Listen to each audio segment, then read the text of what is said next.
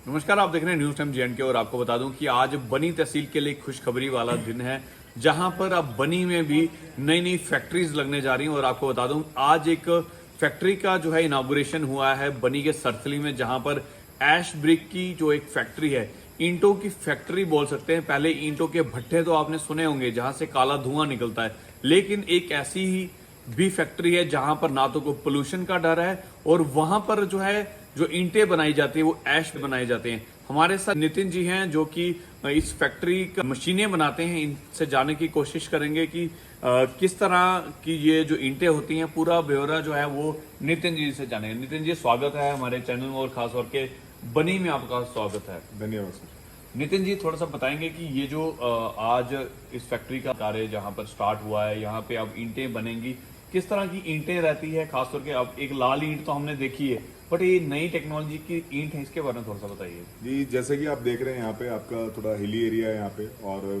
जो ground level है वहाँ से लगभग 150 किलोमीटर दूर पड़ जाता है।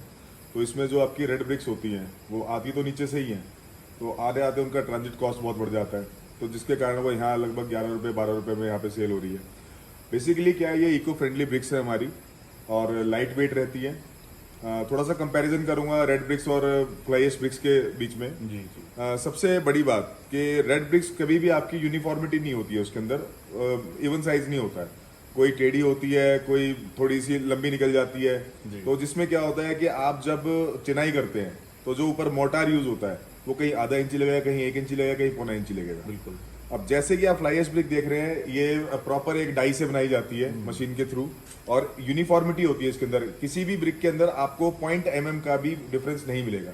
तो उससे क्या होगा कि एक तो आपकी लेबर कॉस्ट बचती है कि जब लेबर चिनाई करती है तो उसको बार बार राइट एंगल गुनिया नहीं मिलानी पड़ती है। जी जी जी। एंड सेकेंड थिंग, इसके अंदर जब आपने मोटार अप्लाई करना है तो सिर्फ अगर आप टिप भी भरते हैं उसकी तो भी कोई दिक्कत नहीं है। और ब्रिक्स को जब दीवार आपकी खड़ी हो गई है तो आप उसके ऊपर डायरेक्ट अपनी दीवार पे वॉल पुट्टी भी कर सकते हैं, या फिर जैसे पीओपी कहते हैं उसे कर सकते हैं।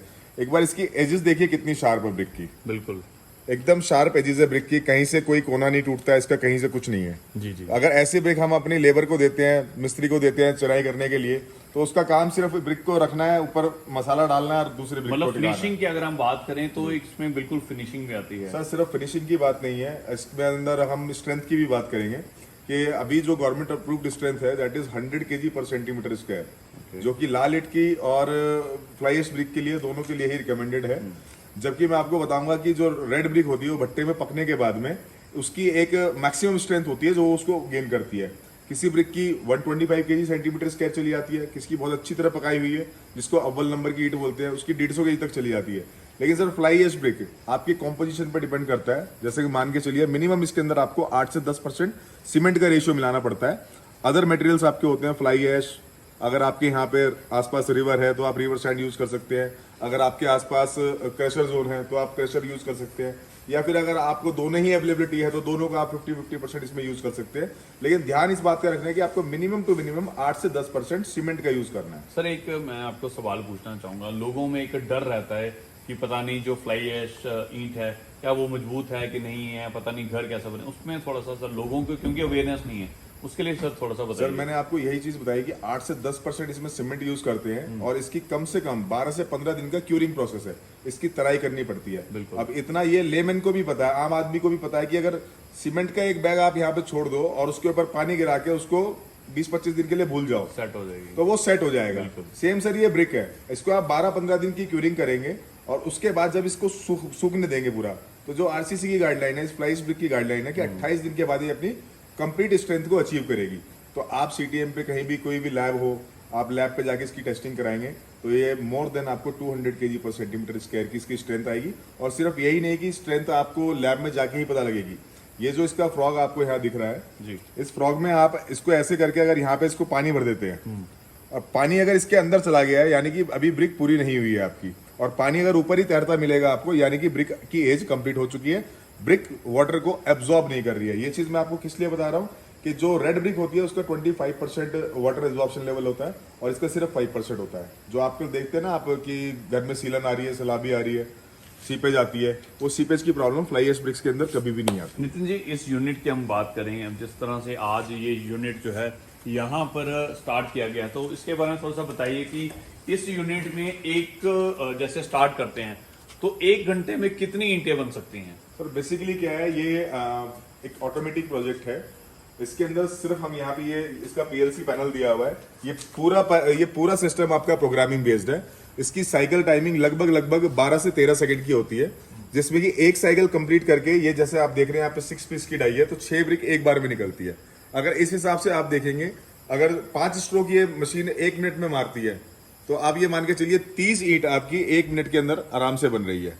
और 30 को मल्टीप्लाई कर दीजिए आप 60 से, और 60 को मल्टीप्लाई कर दीजिए आप 8 घंटे से, तो आप कैलकुलेट कर सकते हैं कि कितनी ब्रिक्स आपकी ये बन रही है। लेकिन हम किसी भी कस्टमर को ये कमिट नहीं करते हैं, लेकिन हमारे जितने भी बायर्स हैं जिन्होंने भी ये मशीन्स ली हैं, जो इस मशीन से प्रोडक्ट बना रहे हैं, मिनिमम टू मिनिमम 9 से 10,000 ब्रिक्स हर कोई बनाता है सर 8 घंटे में। मतलब अगर हम बात करें तो लोगों को जो है अगर एक घर बनाना है, अब उनको जो है कठुआ या कहीं और दूर क्षेत्र में नहीं जाना पड़ेगा, उनको अब बनी में भी ये ईंटें मिलेंगी। सर बनी में ये ईंटें मिलेंगी, और जो ईंटें यहाँ पे अभी बिक रही हैं ऑलरेडी, उससे लगभग 2 रुपए सस्ती मिलेगी।